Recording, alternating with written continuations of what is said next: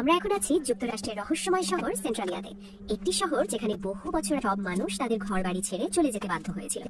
আপনারা আশেপাশে যে বাড়িগুলো দেখছেন সেগুলোর কোনোটিতেই এখন আর মানুষের বসবাস নেই।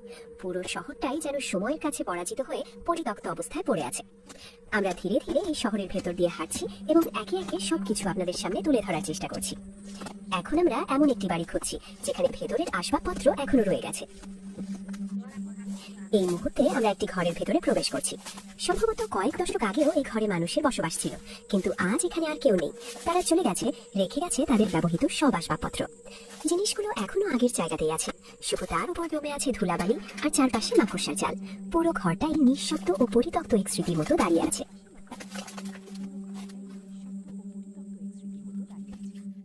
এবার আমরা আরেকটি বাড়িতে প্রবেশ করলাম। বাড়িটা দেখে মনে হচ্ছে এটা হয়তো একসময় কোনো ধনী পরিবারের ছিল। ভাবতে অবাক লাগে, এই বাড়িতেই একসময় হাসি, আনন্দ আর জীবনের গল্পে ভরপুর দিন কেটেছে। কিন্তু আজ সেই মানুষগুলো আর নেই, শুধু তাদের স্মৃতিগুলো রয়ে গেছে। আমরা এখন ধীরে ধীরে সিঁড়ি বেয়ে তৃতীয় তলায় ওঠার চেষ্টা করছি। সত্যি বলতে একটু ভয়ও লাগছে। সিঁড়িগুলো এতটাই পুরনো যে কখন ভেঙে পড়ে কে জানে।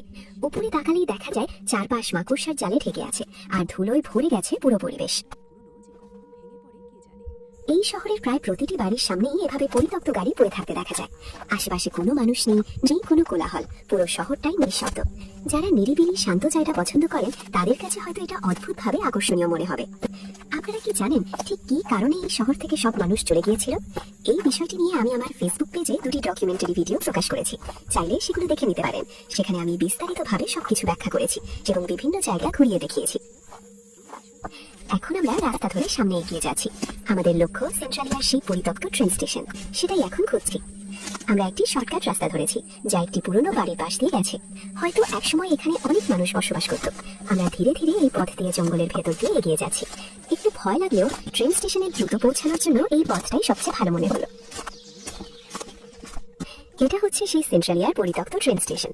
ওই দিকে আরো এগোলে আরো অনেক পুরনো ট্রেন দেখা যাবে, তবে আমরা এই দিকটাই আপনাদের দেখাচ্ছি। দেখুন কিভাবে দশকের পর দশক ধরে ট্রেনগুলো এভাবেই পড়ে আছে। এখন হয়তো এসব ট্রেনের ভেতর সাপ, পোকামাকড় বা নানা প্রাণীর বসবাস। আমরা নিরাপত্তার কারণে ট্রেনের ভেতরে যাচ্ছি না, দূর থেকেই এই দৃশ্য আপনাদের দেখাচ্ছি। আশা করি আজকের ভিডিওটি